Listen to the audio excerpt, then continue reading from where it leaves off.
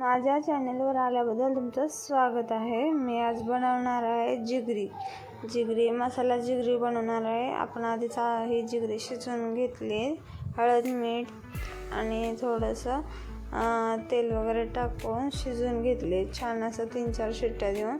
मग हे आपण थोडंसं 2 पळ्या असं तेल टाकले कढईमध्ये आणि 2 ते 3 चमचे मसाला टाकला। मसाला छान असा परतून घ्यायचा, असं लालसर असा होऊ द्यायचा मसाला आपण दरवेळेस करतो तसंच आलं खोबरं लसूण कोथिंबीर आणि थोडंसं कांदा असा भाजून घेऊन मग आपण काळा मसाला करतो।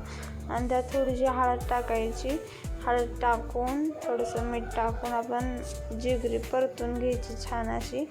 जिगरी परतताना त्यात जे आपण पाणी शिजवलेलं असतं ना जिगरीचं ते थोडंसं पळीभर टाकायचं आणि छान अशी जिगरी ही शिजवून घ्यायची। त्याने ही जिगरीत पण असं मसाल्याची टेस्ट उतरली पाहिजे।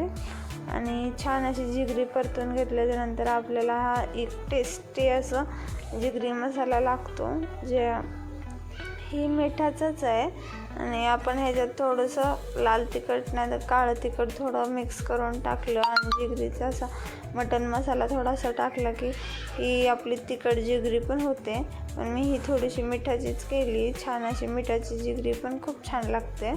आणि असं जिगरी खायला कोणाकोणाला आवडते हे मला नक्की सांगा।